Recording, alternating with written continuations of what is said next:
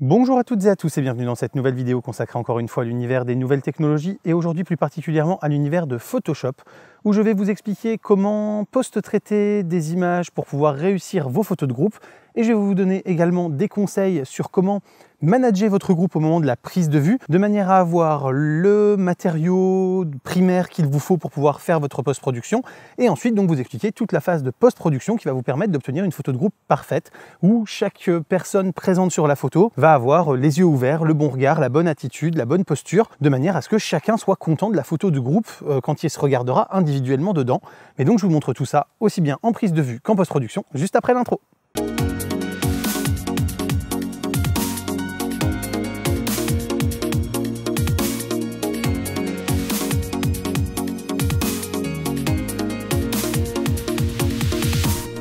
Donc déjà, 2-3 petits conseils pour la prise de vue, comme je vous le disais. Dans le premier conseil, il va falloir shooter en manuel. Alors c'est pas une obligation absolue, mais c'est quand même mieux parce que ça va vous permettre d'avoir la même colorimétrie, la même profondeur de champ, la même exposition, et donc de pouvoir ensuite plus facilement merger les diverses images entre elles, sans être obligé de reprendre pour les faire correspondre, et donc ça déjà, ça va être un gros plus et un gros gain de temps dans votre post-production. Ensuite, la deuxième chose, c'est idéalement, encore une fois, de shooter sur trépied, le but étant ici d'avoir exactement le même cadrage, le même angle de vue, et donc d'avoir un arrière-plan qui ne bouge pas. Le but étant, avec cet arrière-plan qui ne bouge pas, de pouvoir plus facilement, pareil, venir fusionner des images sans être obligé de détourer les personnes de manière propre, puisque vous allez de toute façon avoir un arrière-plan qui va venir se merger automatiquement, même si vous dépassez de la personne que vous essayez de corriger. Enfin, le troisième conseil, c'est pour manager les gens que vous prenez en photo. Si vous voulez donc, comme je vous le disais, essayer de tous les avoir nickel sur un gros groupe, n'hésitez pas à leur faire fermer les yeux et à compter jusqu'à 3 en leur demandant d'ouvrir les yeux à 3. Le but étant qu'ils aient tous les yeux ouverts et qu'ils soient tous attentifs au moment où vous allez déclencher,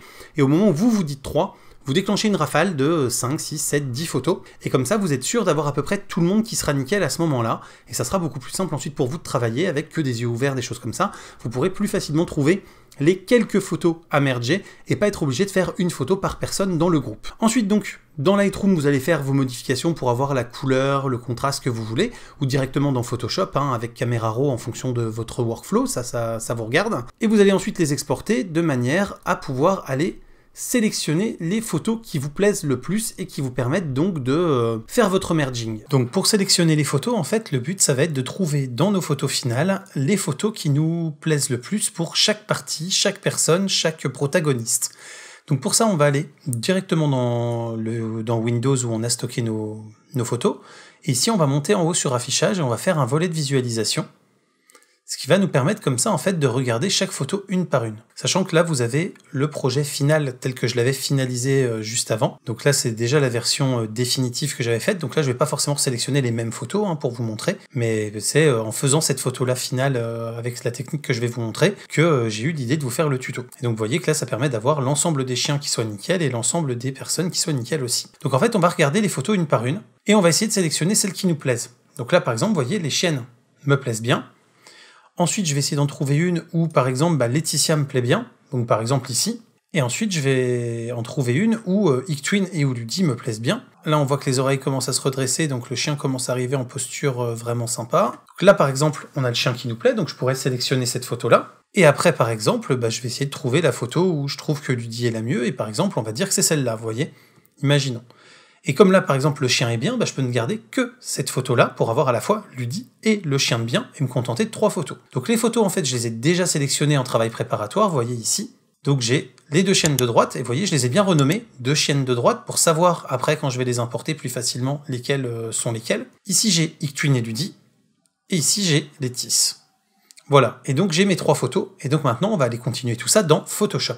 Donc déjà quand Photoshop s'ouvre, ce qu'on va faire c'est qu'on va aller ouvrir une de nos 3 images, donc par exemple 2 chiennes droites, le but étant d'ouvrir la photo en pleine définition, et de se retrouver vraiment avec un document qui ne soit pas avec une photo qui soit réduite ensuite en termes de qualité. Et une fois que la première photo est ouverte, on va importer et incorporer les 2 autres.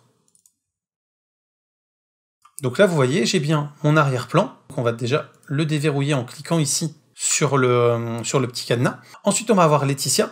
Donc il va falloir qu'en fait, on vienne... Vous voyez, ça c'est l'arrière-plan avec les 2 chiennes qui sont bien. On va venir greffer la partie avec Laetitia ici par-dessus. Et ensuite, on va venir greffer la partie avec Ictwin et Ludi par-dessus. Donc pour ce faire, en fait, on va garder l'arrière-plan, et les deux autres ici, on va leur mettre des calques de fusion. Donc ici, vous allez sélectionner votre calque et vous allez cliquer sur le petit logo qui est là en bas, le genre de drapeau japonais en noir et blanc. Ça vous met un calque de fusion. Et pourquoi utiliser un calque de fusion? Pour la bonne et simple raison que ça va vous permettre de faire ça de manière non destructive. Et donc que si vous vous retrouvez avec un moment un raté, vous avez laissé quelque chose transparaître et vous vouliez pas, ou au contraire vous avez effacé quelque chose que vous vouliez pas, vous pouvez revenir dessus puisque votre photo d'origine, elle reste là en permanence. Et si vous n'avez pas shooté sur trépied et que vos plans ne correspondent pas, vous allez devoir pixeliser vos calques. Donc là il faut bien cliquer sur la partie grise et pas sur votre calque en lui-même pour aller pixeliser le calque. Donc en sachant que là, votre arrière-plan était automatiquement pixelisé en fait quand vous l'avez déverrouillé et créé comme arrière-plan. Là, vous sélectionnez vos trois calques et vous allez dans Édition et vous faites Alignement automatique des calques. Vous laissez sur Automatique, vous pouvez cocher les deux cases qui sont là éventuellement pour que ça merge encore mieux. Vous faites OK. Et là donc, si en fait il y a des éléments qui doivent bouger dans votre arrière-plan, et ben Photoshop va automatiquement vous les aligner, et donc comme ça vos arrière-plans vont être le plus proches possible les uns des autres, pour que quand vous allez venir ensuite remettre une photo par-dessus l'autre, en fait, eh bien vous ayez le maximum de qualité, et que vous ayez surtout le maximum de facilité à travailler. Vous ne soyez pas obligé de reprendre ces arrière-plans aussi pour que ça puisse venir correspondre, vous allez comprendre ensuite pourquoi. Donc moi pour le coup j'en ai pas besoin, hein, puisque ma prise de vue a déjà été faite sur trépied, que mes arrière-plans devraient à peu près correspondre, avec éventuellement une légère déformation si j'ai bougé ma mise au point, parce que je me souviens plus si j'étais en mise au point manuelle, et si ça n'a pas été le cas, ben ça a pu légèrement bouger mon point de focus, et donc légèrement bouger comment l'arrière-plan va aller, mais normalement on devrait s'en sortir. Donc ensuite on va prendre la première photo qui est là, où je veux garder Laetitia. Ici, je vais aller chercher mon pot de peinture, je vais me mettre en noir. Quand vous avez le blanc et le noir de sélectionner ici, vous pouvez faire X pour passer de l'un à l'autre directement. Donc je vais me mettre en noir et je vais remplir, vous voyez ici, mon masque de fusion en noir, de manière à ce que rien ne s'affiche. Ensuite, je vais repasser en blanc, je vais aller prendre un pinceau, et là, le but, ça va être de dessiner là où je veux récupérer la deuxième photo ici, de manière à ce que tout le reste le contenu de la photo qui est ici. Donc, ce qu'on va faire, c'est qu'on va sélectionner un pinceau pas trop gros.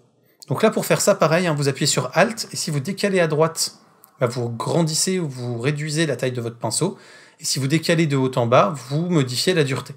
Donc là, on va prendre un pinceau pas trop gros, comme je vous le disais, on va zoomer un peu dans notre image, donc là c'est Alt plus molette pour zoomer facilement, et donc on va venir reprendre le visage de Laetitia de la photo, qui est donc ici, qui est pour l'instant masqué, en venant peindre en blanc pour lui dire qu'on veut que ça apparaisse. Et donc on est parti comme ça. Donc là, vous voyez, on récupère le visage déjà. Hop. Ensuite ici, par contre, on se retrouve à donc devoir reprendre le cou aussi, pour que ça puisse aller ensemble.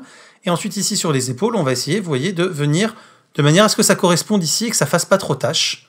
Et on va essayer de faire pareil ici, jusqu'à ce que les épaules puissent se relier correctement. Et donc ensuite ici, ce qu'on va faire, c'est qu'on va essayer de faire venir juste merger un peu mieux, comme ça, le fond, de manière à ce que ça se voit le moins possible, en sachant que donc de toute façon, si ça se voit un petit peu comme ça, comme c'est dans le flou là, comme c'est dans le bokeh, c'est pas grave, vous inquiétez pas, ça va pas se voir en fait quand vous allez regarder la photo en taille réelle.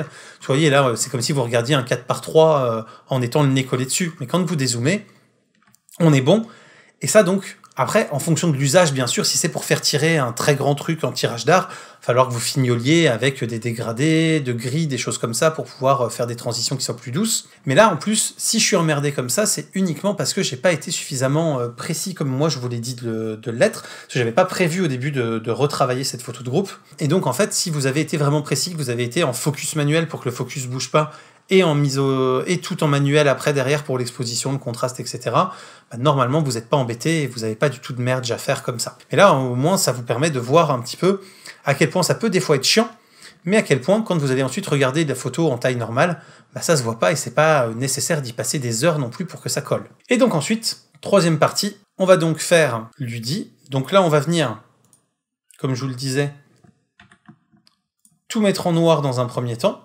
Voilà, pour qu'on ne voit pas l'UDI et Ictwin.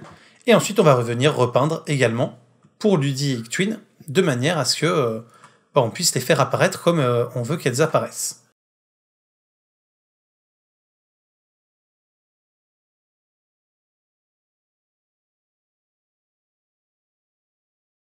Et donc voilà, bien sûr, je vous ai accéléré tout le travail de finesse, mais vous voyez que le résultat final est plutôt bien, puisqu'on est passé de quelque chose comme ça, où on avait que les deux chaînes là qui étaient vraiment bien et des autres personnes qui étaient mal positionnées, à ça, donc on a récupéré le visage de Laetitia bien comme il faut, etc. À ça, où on a aussi donc Ictwin et Ludi qui me plaisent bien sur cette image. Et donc ça nous a permis comme ça d'avoir une photo de groupe globalement qui est clean. Et vous m'avez vu pendant l'accéléré, zoomer, dézoomer, pour aller voir un petit peu comment je travaillais mon arrière-plan, est-ce que je gardais pas, pour pas que ça se voit. Et donc au final, on se retrouve avec quelque chose qui est très bien. Et si vous voyez, vous avez un problème d'arrière-plan, au pire après, vous pouvez très bien reprendre uniquement l'arrière-plan de la dernière image comme ça, assez facilement. Et puis voilà, comme ça au moins vous êtes tranquille, c'est beaucoup plus simple, beaucoup plus propre, parce que vous n'avez qu'un seul arrière-plan et vous pouvez comme ça venir retravailler petit à petit votre arrière-plan, jusqu'à ce que l'ensemble du merge vous convienne et que l'ensemble de l'image finale vous paraisse suffisamment agréable à regarder pour ne pas transparaître de retouches et de problèmes. Donc j'y ai passé effectivement un peu plus de temps, mais vous voyez, ça permet d'obtenir ce genre de choses où au final, à la fin, tout le monde est bien, tout le monde est bon, l'arrière-plan est nickel aussi, on voit pas du tout de transition, etc. Et donc là, après, c'est tout dans le niveau de finesse que vous voulez avoir et le niveau de qualité finale que vous voulez avoir, que vous allez y passer plus ou moins de temps pour être sûr que tout puisse venir correspondre. Et donc voilà, vous avez vu, clairement c'est assez facile de réaliser ce genre de photos. Il suffit juste de bien s'y prendre donc à la prise de vue pour ne pas trop galérer en post-production. Et ensuite, la partie post-production, si vous n'avez pas trop de gens sur la photo ou que vous avez réussi à avoir des photos avec 2 ou 3 personnes en même temps qui étaient bien, vous voyez, c'est pareil, en quelques minutes, votre photo elle est faite, elle est réussie.